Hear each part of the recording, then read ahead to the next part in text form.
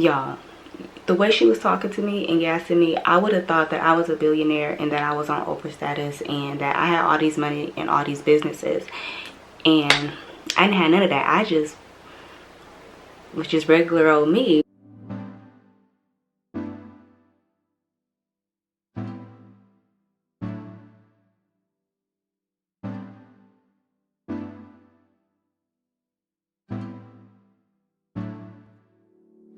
Hey everybody, it's Charmel. Welcome back to my channel. So today I'm here with another chit chat girl talk type of video. And so before we get into this video, I just wanted to let you guys know that I actually started a new channel, Snatched and Highly Favored, and I will leave the link down to that channel in the description box. It's basically going to be this type of content, these girl talks, the self-love vlogs, the chit chat, self-help, all that kind of stuff. It's something that I've actually been wanting to do for a very long time. I kind of started it on here, but I wanted to kind of start fresh and just create a new fresh space just specifically for those type of videos instead of trying to balance it out with the beauty content. So I'm not getting rid of this channel. I will still be Snatched by Charmel. I will still be coming to you guys with all the hair tutorials and all of that. So please go subscribe to the other channel, and I'm also going to re-upload all of my old tea talk videos. There will be fresh new content over there as well. And yeah, I'm really excited about this, so thank you all in advance for subscribing. So this video is going to be titled 2020 is still my year. So it's crazy how life happens. When I originally wrote the notes for this video, it was in February, and for some reason I just never put the video out. I didn't have a title for it at the time. It was kind of centered around like success, but I don't know, I just didn't have that urge, or it was just, I felt like it was missing something, honestly. But yeah, like most people, I started 2020 very excited. I was very excited for the new year. 2020 has kind of been coined as the year of vision and hindsight, and so I put out a video all about vision and how I wrote out my vision for 2020. Similar to like a vision board, but I literally have like pages of everything that I wanted to see happen for my life, for my family's life, all of that in this new year. And then it was like, boom, coronavirus. Coronavirus! Coronavirus! We all know the novel coronavirus, which basically put the whole world on lockdown for some months. We create these things, and it just seemed like how easily the lives that we know can just be swept from under our feet without us even expecting it. And you know, although there was a lot going on, I was still very hopeful, and I was like, okay, you know, this is happening right now, but I was just, again, I was still very hopeful for all the things that I was manifesting for this year. And then boom, we have the death of Breonna Taylor, we have the death of George Floyd, and it's June 14th today, and there was also another unarmed black man who was murdered by the police just this weekend in Atlanta. I'm sorry, I don't have his name off the top of my head. It's just been so much unrest this year. So during this time period of trying to figure out just how to stay sane, I was reminded of these notes that I had wrote back in February for this video. Now I understand what was missing. I didn't see the storm that was ahead of us and how beneficial that these notes would be at a later time. I know a lot of people are feeling really discouraged and really defeated, and so I just want to let you guys know that 2020 is not over, and it's still your year. You can still have a successful year. You can still accomplish everything that you set out to do this year. So my first point is to stop living to please other people. I wouldn't say I'm a people pleaser per se, but I'm very non-confrontational, so I do try to avoid confrontations, as unnecessary confrontations, as much as possible. Based on my background and how I grew up, I was always kind of raised, you know, if you do what you're supposed to do, life will work out. And as I got older, I found out that that wasn't always the case. Even when you do the right thing, you know, life is still gonna throw you curveballs. So I had to really learn how to stop living to please other people. Right now, my ultimate goal in life is to please God. I've just been working really hard on making sure my life is in alignment with the Word of God and focusing on my journey, and you know, really getting in tune with my purpose. I'm not perfect, y'all. I still got a lot of areas I need to clean up, but I make mistakes, I sin.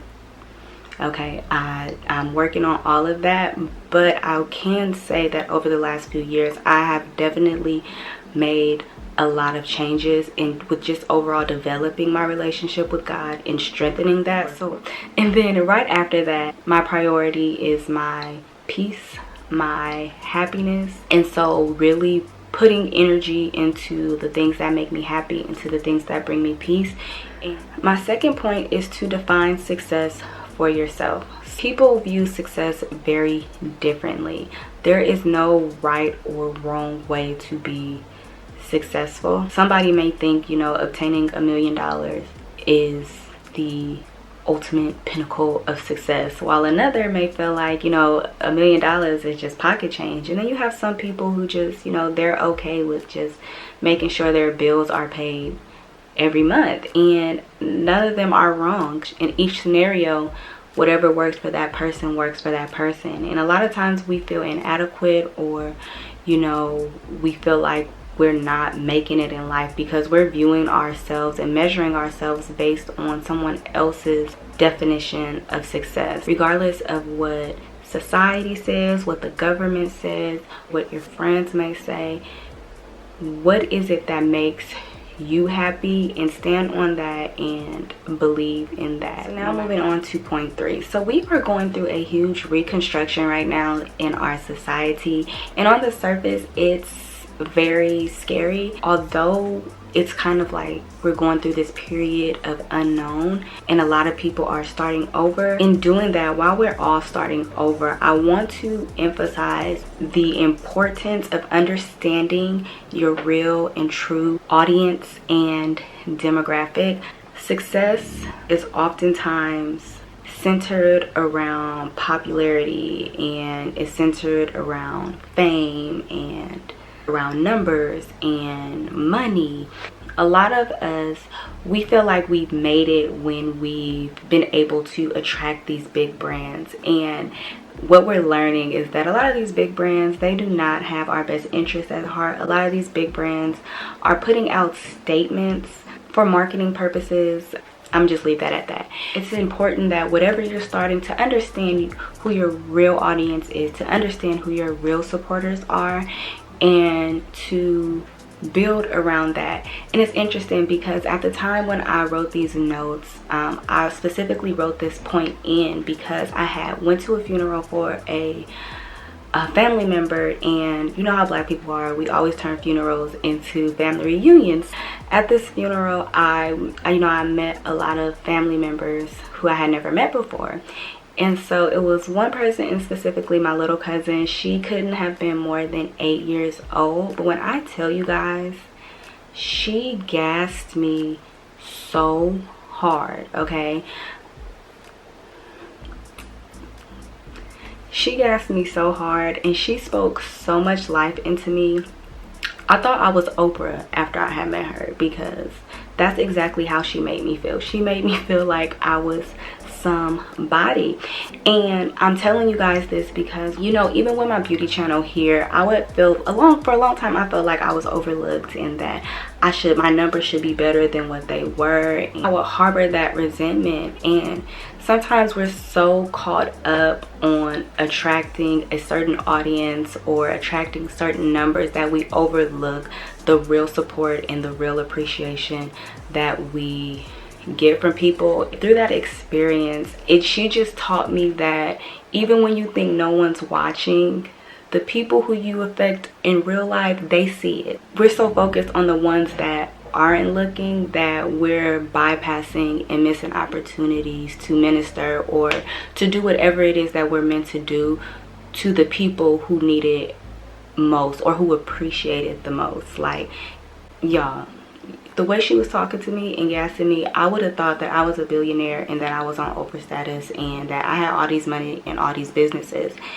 and I didn't have none of that. I just was just regular old me. But yeah, it just really made me shift my mindset and made me want to continue this year making sure that I'm focusing and showing love to the people who focus and show love to me. And once you start that exchange, it'll just continue to grow. It'll continue to feed off. It'll continue to expand, and it'll continue to move in the way that it's intended to move.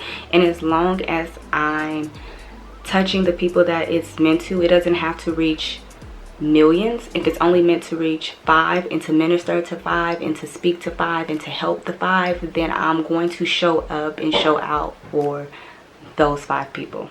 My last step is that success equals serving. Yeah, I feel like a lot of times when we think about success, we always center it around ourselves and what we want. It's always me, me, me. So if you think of anyone who you consider successful, 9 times out of 10, those people are successful because they're doing something for others.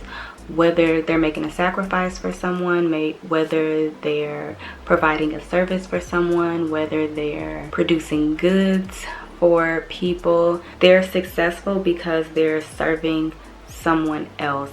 Again, I spent a lot of time just focusing on myself and what I want and what makes me happy. And don't get me wrong, those things are also important, but once you kind of get yourself in check, I feel like it's a duty to share our gifts with other people.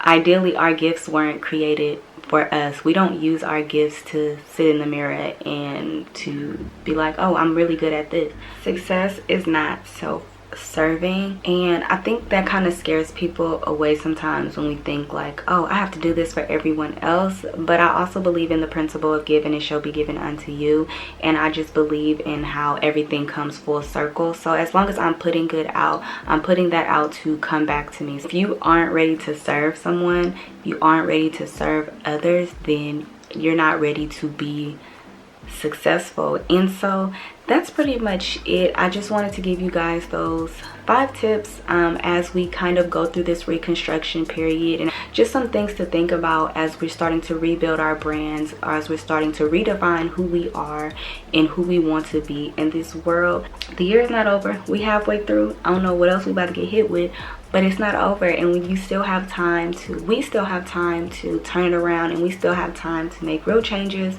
and to, you know, just push forward and create meaningful life experiences, create that overall happiness and success that we are looking for.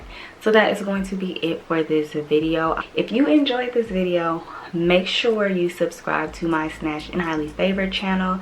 Again, the link will be down in the description box. But yeah, thank you all for watching. Don't forget to like, share, comment, and subscribe. And I will see you all in the next video.